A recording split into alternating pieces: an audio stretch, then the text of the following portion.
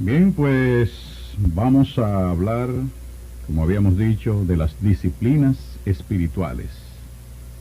Algunas de esos epítetos que usamos, ¿verdad? De los típicos no puedes, los típicos tienes que. O sea, no puedes hacer esto, no puedes hacer aquello. No puedes ir a la playa, no puedes comer dulces, no puedes, o sea, no puedes, no puedes. Es un mandato que realmente no suena de lo más bien. Es como decir, tú tienes que hacer esto, tienes que hacer aquello.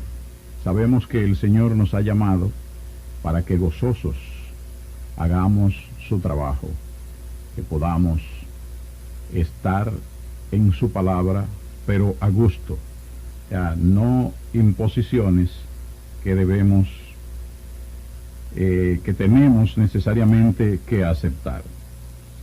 Sabemos que usted dirá, bueno, ¿y quién es el que ha tenido la idea de estas cosas tan absurdas? Bueno, si le parece a usted absurdo, piense que también algunas de las ideas suyas pueden ser absurdas ante los demás. Lo que quiere decir que así como usted piensa de otro, otro puede pensar de usted. Pero que algo sea absurdo o no, no es el problema. El asunto es que Dios no ha nombrado a nadie policía moral de los demás cristianos. Entonces, esas disciplinas son una especie de obligaciones, ¿verdad? De imposiciones. Decimos obligaciones porque estas actividades, llamamos disciplinas espirituales, tener habitualmente un devocional con Dios. Es decir, que usted pueda apartar un momento cada día para Dios, ¿verdad? Un devocional privado, leer la Biblia, memorizar versículos, reunirse con un grupo de estudio, asistir fielmente a un culto de oración durante la semana, es decir, involucrarse en actividades que son realmente necesarias para su comunión con Dios. Realmente no debemos menospreciar ninguna de estas actividades, ¿verdad? Porque estas disciplinas todas son buenas y son convenientes. Pero estas disciplinas espirituales son para nuestro bien y no para esclavizarnos. Es decir, son privilegios que podemos utilizar, no obligaciones que tenemos que cumplir. O sea, cuando usted hace algo, debe ser porque usted esté gustoso, usted esté gozoso, ¿verdad? Dios nos ha llamado a ser libres, que si somos esclavos de Cristo, lo hacemos porque realmente sentimos el gozo de ser sus esclavos. Por ejemplo, encontramos en Marcos capítulo 2, versículo 27, donde Cristo nos decía que el día de reposo fue hecho por causa del hombre y no el hombre por causa del día de reposo. Es decir, que si usted trabaja los 7 días de la semana, usted necesita un día de descanso. O sea, poniendo un ejemplo, ¿verdad? Pero este día de descanso es precisamente para que usted tenga la oportunidad de tener una comunión con Dios, de que usted pueda compartir, estar conectado con Dios, haciendo lo que es su voluntad. Usted conversa con Dios como si fuera con su pareja, con su hijo, y Dios les oye lo que ustedes están pidiendo. De modo que si usted ha venido al Señor y hace su voluntad, Él le escucha. Pero Dios quiere que nosotros seamos felices, que seamos personas de paz, que vivamos en consonancia uno con otro, ¿verdad? Pudiendo llevar nuestra carga, pudiéndonos soportar los unos a los otros, porque hay que recordar que no todos tenemos el mismo carácter. Y muchas veces queriendo hacer que las cosas se cumplan como tan estrictamente, podemos convertirnos en tan legalistas con nuestro no puedes como con nuestro tienes que. O sea, en realidad los creyentes nuevos, ¿verdad?, que llegan a la iglesia de trasfondo no cristiano, por lo general no tienen tantos tabúes culturales, pero las disciplinas espirituales son terreno fértil para el pensamiento legalista. Si somos a veces tan estrictos, en vez de hacer las cosas mejor, las hacemos peor. O sea, las disciplinas espirituales pueden convertirse fácilmente en la medida de nuestra obediencia, por medio de las cuales podemos calibrar o calificar, ¿verdad?, si debemos o no esperar que Dios nos bendiga. Esto quiere decir que si lo hemos estado haciendo bien, que hemos hecho las cosas como Dios manda, ¿verdad?, tener un tiempo devocional, leer la Biblia, orar, cantar, en fin, todas estas cosas, pues entonces podemos esperar confiados en que Dios nos bendecirá. Dios nos va a bendecir porque estamos haciendo las cosas como Él quiere, estamos en comunión con Él permanente. De modo que cuando uno hace eso, ¿verdad? Bueno, si yo me levanto a las 8 de la mañana, pues ahora trataré de dedicarle un tiempo a Dios, me levantaré a las 6 y le dedicaré de 6 a 7 o de 7 a 8. O sea, algo que yo quiero hacer porque me complace, porque estoy seguro que a mi Señor le agrada esto. Y entonces, si a Dios le agrada, pues debe agradarme a mí que Él esté contento conmigo.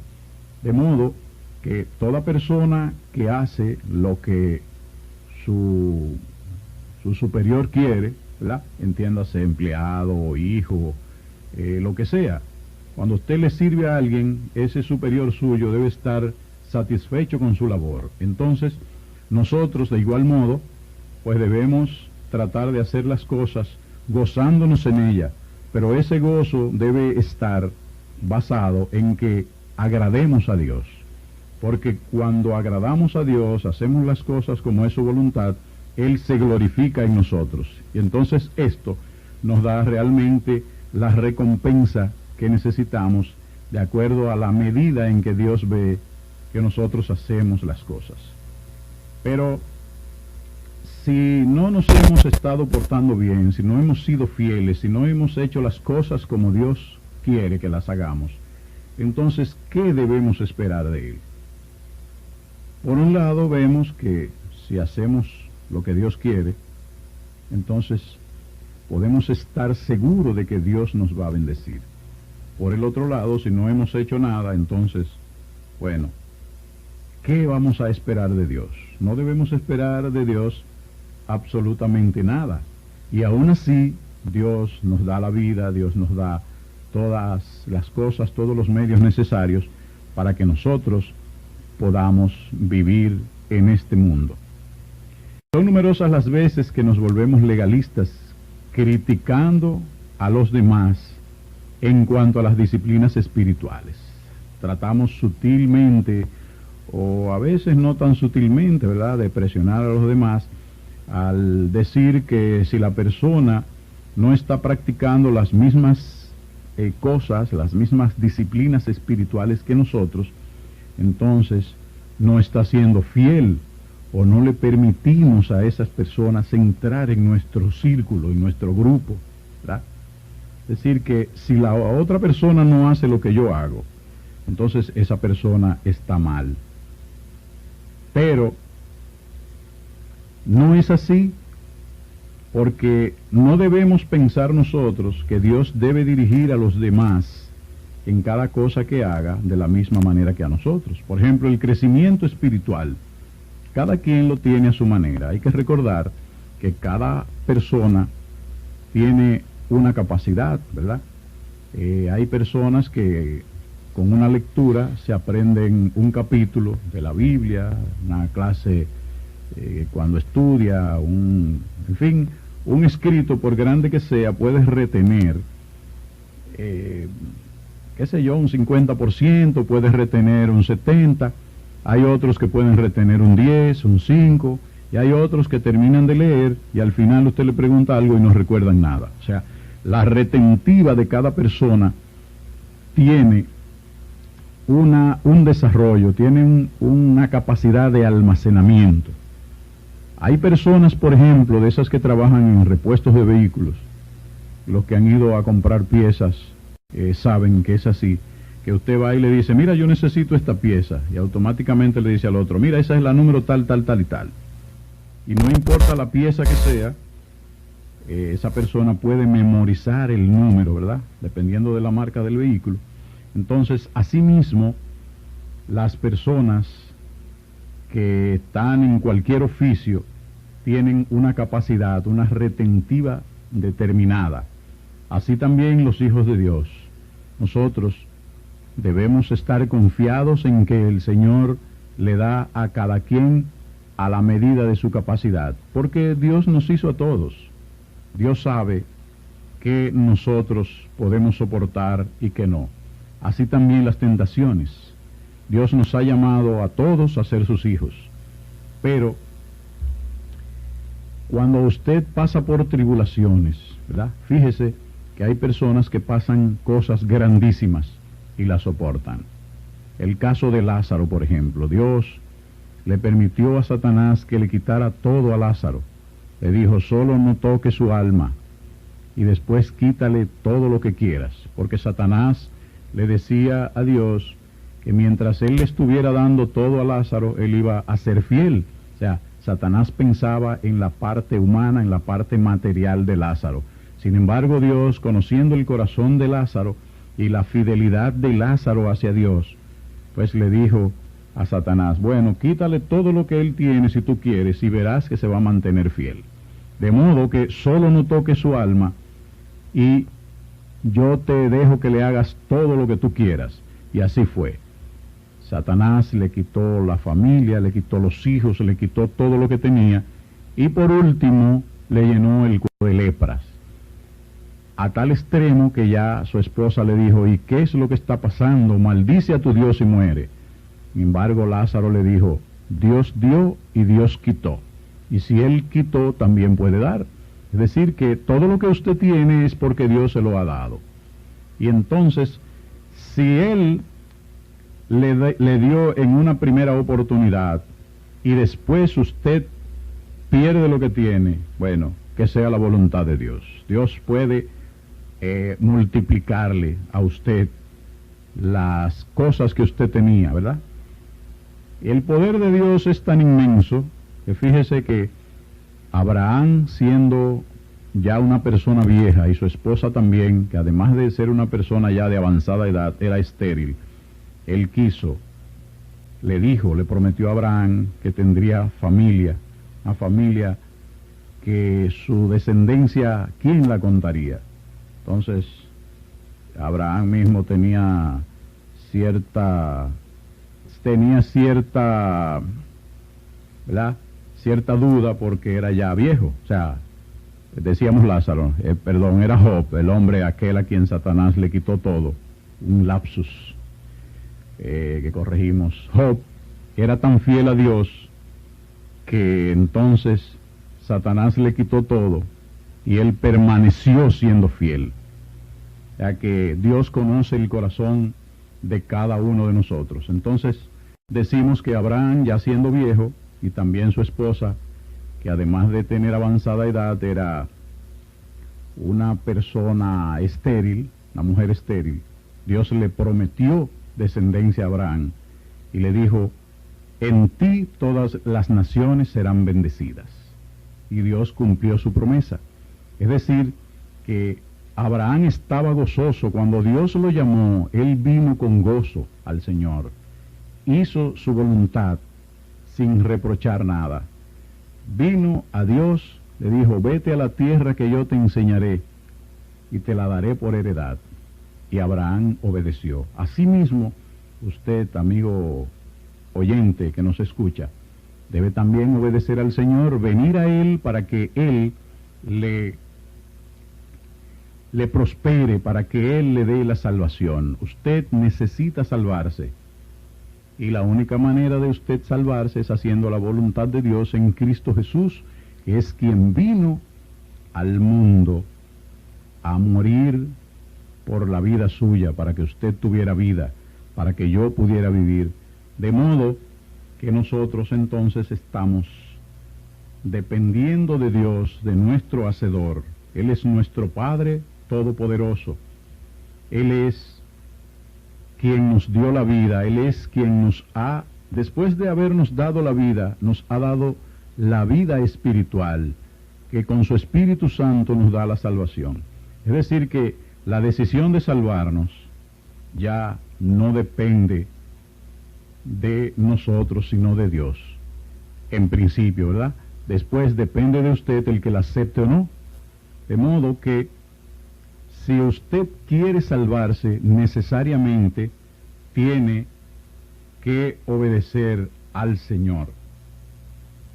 Entonces, volviendo a lo que son disciplinas espirituales, debemos cultivarlas, ¿verdad? Pues son absolutamente necesarias para nuestro crecimiento cristiano, puesto que vivimos en una época en la cual hay tanta falta de disciplina.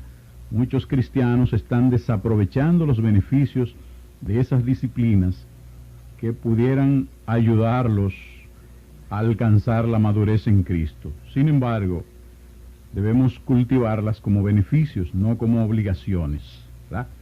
Quizá lo que debemos hacer no es seguir diciendo que somos fieles a Dios, teniendo un momento de recogimiento con Él diariamente, como si estuviéramos haciendo algo para ganar una recompensa, ¿verdad? Si nosotros decimos, hablamos de privilegios, ¿verdad? Del privilegio que es, tan grande privilegio, pasar un tiempo con el Dios del universo, y de la importancia para nuestro propio bien de ser fieles en esa práctica. Es decir, que cuando nos estamos involucrando en este devocional, o sea, apartarnos un momentito con Dios cada día, esto debe ser para nuestro beneficio. Debemos practicar esto diariamente, como si tuviéramos que asistir todos los días a la escuela o al trabajo, ¿verdad? Un horario que nos debemos imponer para nuestra comunión con Dios.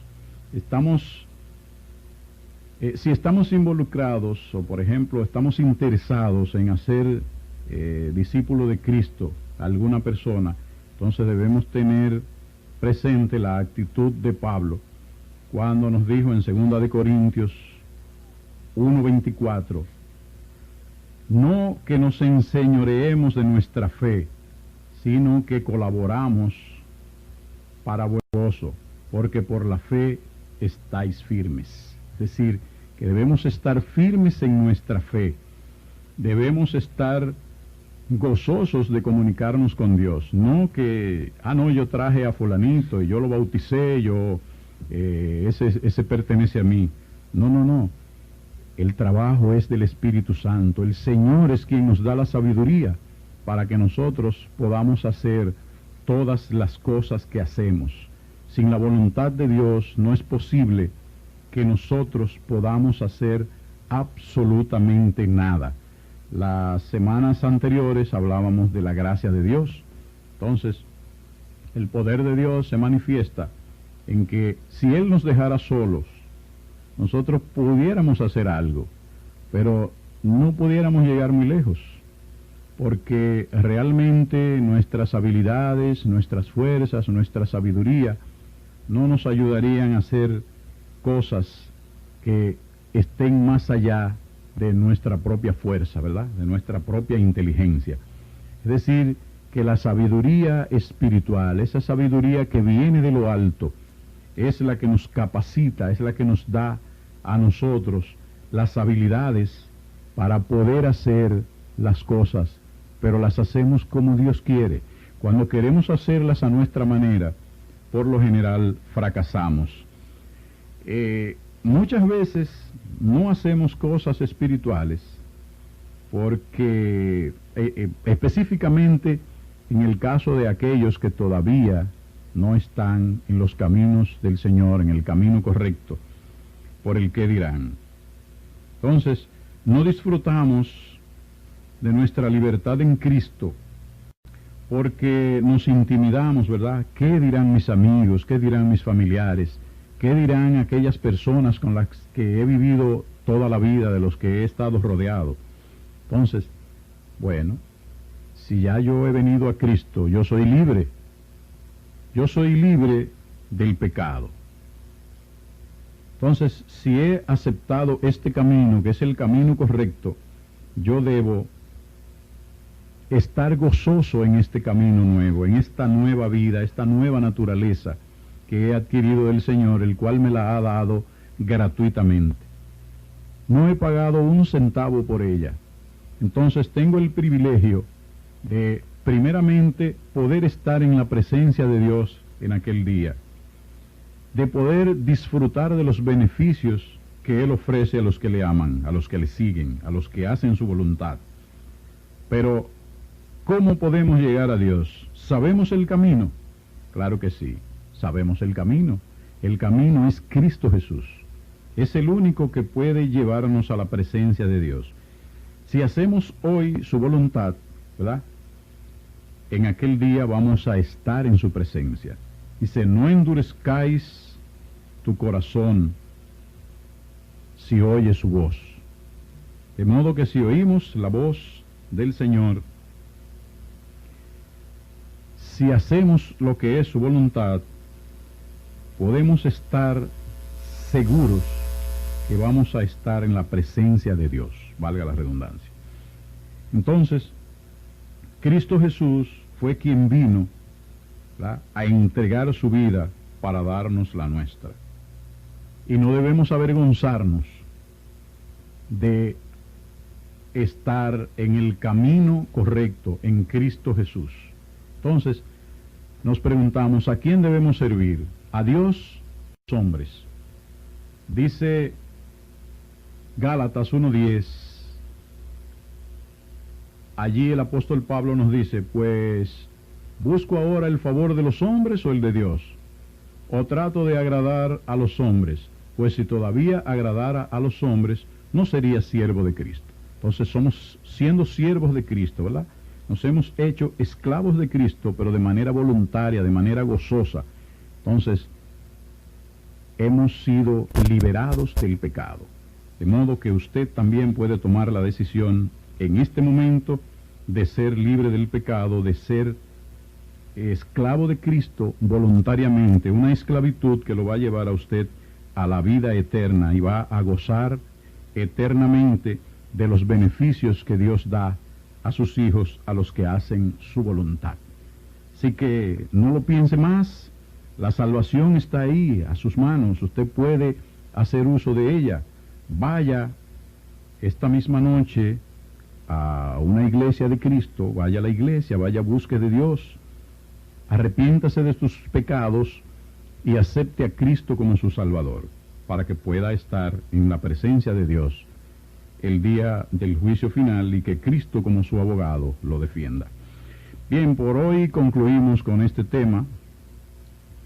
En tu palabra es verdad. Queremos anunciar que el hermano Víctor Díaz Alba tiene este domingo 25, como cada 25 de diciembre, 3 horas de gracia.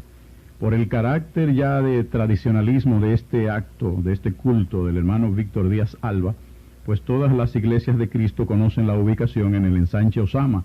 Así que estamos invitando por este medio a todas las iglesias de Cristo a participar de 3 horas de gracia en la casa del hermano Víctor Díaz Alba a partir de las 7 de la noche. La hermana Rosanelli pide la oración por el hermano Luis Galán y su esposa. Así que, mis amigos, llegamos al final de este espacio. Tu palabra es verdad.